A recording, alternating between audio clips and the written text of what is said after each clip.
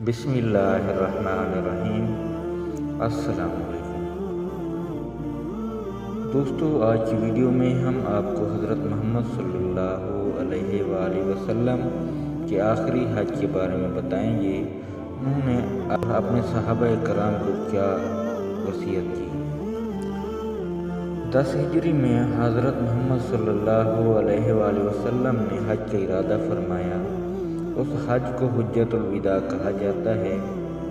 حضرت محمد صلی اللہ علیہ وآلہ وسلم نے 24 ذی القعدہ 10 ہجری کو جمعرات کے دن مدینہ منورہ سے حجۃ الوداع کے لیے روانہ ہوئے۔ روانگی دن کے وقت ہوئی۔ روانہ ہونے سے پہلے بالوں میں کنگھا کیا، سر مبارک میں تیل لگایا، مدینہ منورہ میں ظہر کی نماز ادا فرمائی اور عصر کی نماز ذوالحلیفہ میں ادا فرمائی۔ اس سفر میں حضرت محمد صلی اللہ علیہ وآلہ وسلم کی تمام ازواج مطہرات بھی ساتھ تھیں۔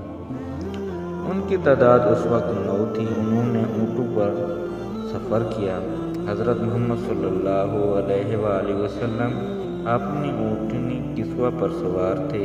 یہ اونٹنی جب آپ صلی اللہ علیہ وآلہ وسلم کو لے کر اٹھی تو آپ صلی اللہ علیہ وآلہ وسلم اس وقت احرام میں تھے۔ کسوہ پر اس وقت ایک پرانا کجاوا تھا جو 4 درہم قیمت کا رہا ہوگا، اور آپ صلی اللہ علیہ وآلہ وسلم کے اوپر معمولی سی چادر تھی۔ اس وقت آپ صلی اللہ علیہ وآلہ وسلم یہ دعا پڑھ رہے تھے: اے اللہ، اس حج کو مقبول بنا دے اور ایسا بنا دے جس میں نہ تو ریاکاری ہو اور دھوکہ ہو اور نہ دکھاوا ہو اور نہ زہرداری ہو۔ سفر کے دوران حضرت جبرائیل علیہ السلام حاضر ہوئے۔ انہوں نے عرض کیا: آپ اپنے صحابہ کو حکم دیں کہ تلبیہ میں اپنی آواز بلند کریں، یہ حج کا شعار ہے۔ چنانچہ حضور اکرم صلی اللہ علیہ وآلہ وسلم نے صحابہ کو ایسا کرنے کا حکم فرمایا۔ انہوں نے بلند آواز میں تلبیہ شروع کر دیا۔ راستے میں حضرت محمد صلی اللہ علیہ وآلہ وسلم نے ذوطوا کے مقام پر پڑاؤ ڈالا۔ رات وہیں قیام فرمایا۔ صبح کی نماز پڑھ کر وہاں سے روانہ ہوئے، یہاں تک کہ مکہ کے سامنے پہنچ گئے اور وہیں قیام فرمایا۔ پھر دن میں چاشت کے وقت مکہ معظمہ میں داخل ہوئے۔ باب عبد المناف سے خانہ کعبہ میں داخل ہوئے۔ یہ دروازہ باب السلام کے نام سے مشہور ہے۔ بیت اللہ پر نظر پڑتے ہی آپ صلی اللہ علیہ وآلہ وسلم نے ان الفاظ میں دعا فرمائی: اے اللہ، تو خود سلامتی والا ہے، تیری طرف سے سلامتی آتی ہے، پس اے ہمارے پروردگار، تو ہمیں سلامتی کے ساتھ زندہ رکھ اور اس گھر کی عزت اور دبدبہ میں اضافہ ہی اضافہ فرما۔ پھر بیت اللہ کے گرد طواف کیا، 7 چکر لگائے۔ طواف کی ابتدا آپ صلی اللہ علیہ وآلہ وسلم نے حجر اسود سے کی۔ پہلے اس کے پاس گئے، اس کو چھوا۔ اس وقت آپ صلی اللہ علیہ وآلہ وسلم کی آنکھوں میں آنسو آ گئے۔ تو آپ کے پہلے 3 چکروں میں رمل فرمائے، یعنی سینہ تان کر تیز رفتار سے چکر لگائے۔ باقی 4 چکروں میں معمولی رفتار سے لگائے۔ تو آپ سے فارغ ہونے کے بعد حجر اسود کو بوسہ دیا، اپنے دونوں ہاتھ اس پر رکھے اور اپنے چہرے مبارک پر پھیرا۔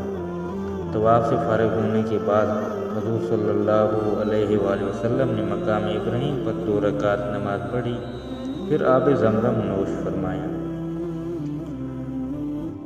آپ صلی اللہ علیہ وآلہ وسلم صفا پہاڑی کی طرف چلے۔ اس وقت آپ صلی اللہ علیہ وآلہ وسلم یہ آیات پڑھ رہے تھے جس کا ترجمہ ہے: بے شک صفا اور مروہ اللہ کے شعائر میں سے ہیں۔ حضور اکرم صلی اللہ علیہ وآلہ وسلم نے صفا اور مروہ کے درمیان 7 چکر لگائے۔ یہ 2 پہاڑیاں ہیں، ان کے درمیان چکر لگانے کو سعی کرنا کہتے ہیں۔ پہلے 3 پھیروں میں آپ تیز اور باقی 4 میں عام رفتار سے چلے۔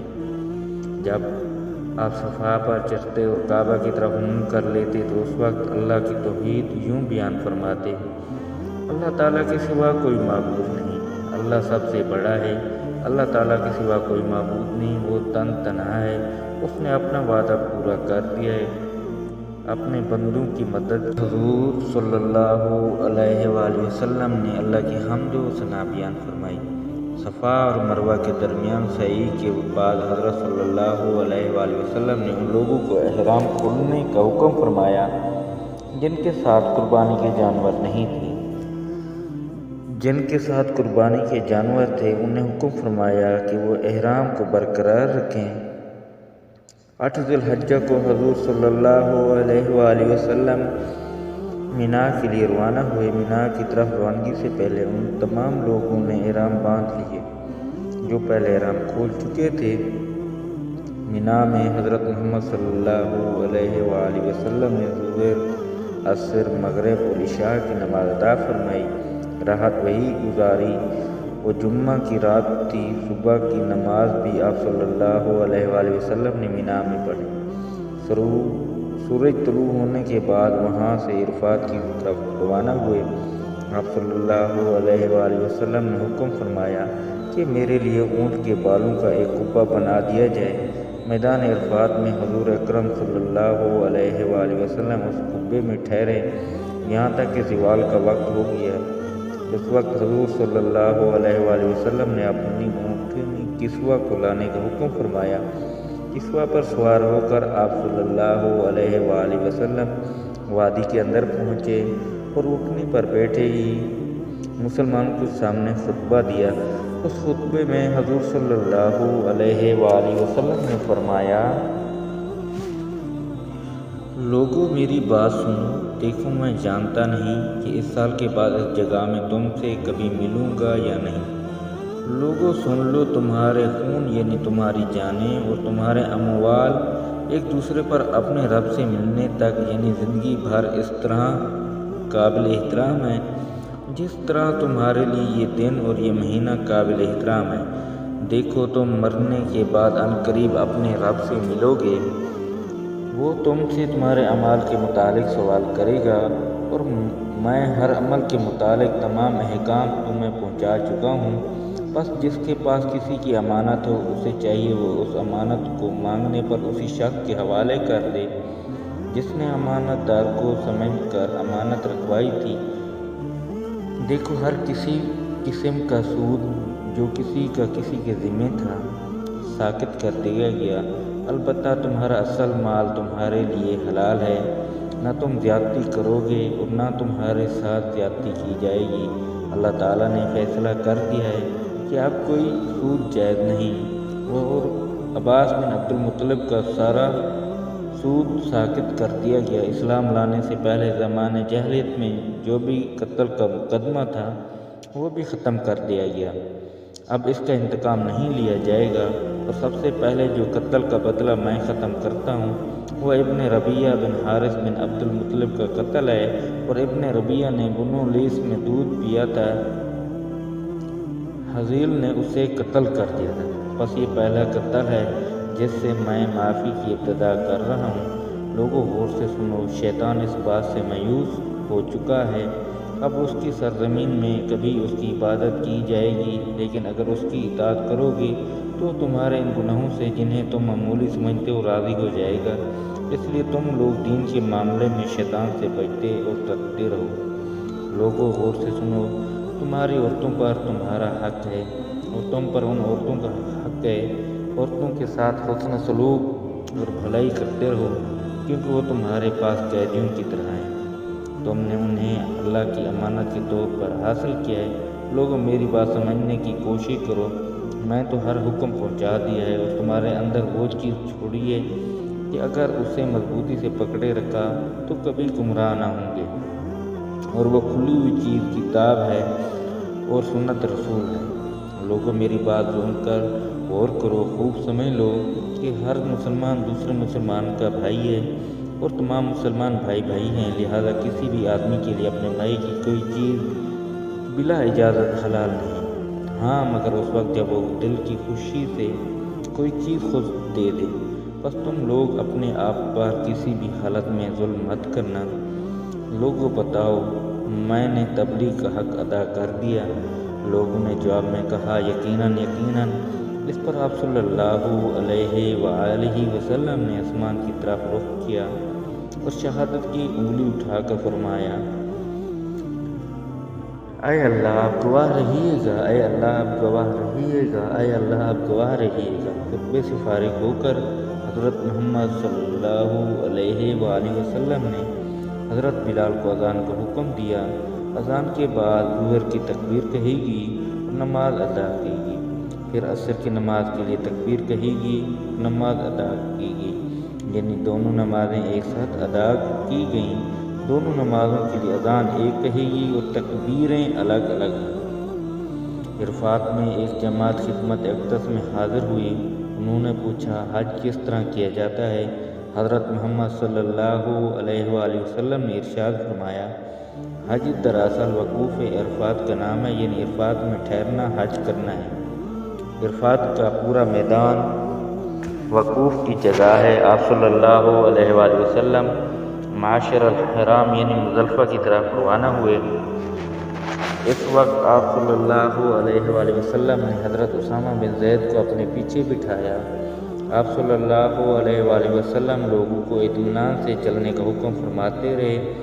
اسی طرح مزدلفہ پہنچے، یہاں مغرب اور عشاء کی نماز ایک ساتھ ادا فرمائیں۔ یہ دونوں نمازیں عشاء کے وقت پڑھی گئیں۔ عورتوں اور بچوں کے لیے آپ صلی اللہ علیہ وآلہ وسلم نے حکم فرمایا کہ آدھی رات کے بعد 1 گھنٹے بعد مزدلفہ سے مینا روانہ ہو جائیں تاکہ وہاں ہجوم ہونے سے پہلے شیطان کو کنکریاں مار سکیں۔ فجر کا وقت ہوا تو حضرت محمد صلی اللہ علیہ وآلہ وسلم نے مزدلفہ میں اندھیرے ہی نماز پڑھی۔ پھر سورج نکلنے سے پہلے مزدلفہ سے مینا کی طرف روانہ ہوئے۔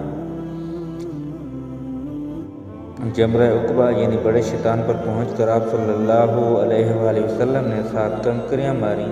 شیطانوں کو کنکریاں مارنے کے عمل کو رمی کہتے ہیں۔ یہ کنکریاں مزدلفہ سے چن لی جاتی ہیں۔ ہر کنکری مارتے وقت آپ صلی اللہ علیہ وآلہ وسلم اللہ اکبر فرماتے رہے۔ اس وقت بھی آپ صلی اللہ علیہ وآلہ وسلم اونٹنی پر سوار تھے۔ حضرت بلال اور حضرت اسامہ آپ صلی اللہ علیہ وآلہ وسلم کے بعد تھے۔ حضرت بلال نے آپ صلی اللہ علیہ وآلہ وسلم کی اونٹنی کی لگام پکڑ رکھی تھی اور حضرت اسامہ آپ صلی اللہ علیہ وآلہ وسلم کے اوپر کپڑے سے سایہ کیے ہوئے تھے۔ اس موقع پر حضرت محمد صلی اللہ علیہ وآلہ وسلم نے مسلمانوں کو خطبہ دیا۔ اس میں ایک دوسرے کے مال اور عزت کو حرام قرار دیا۔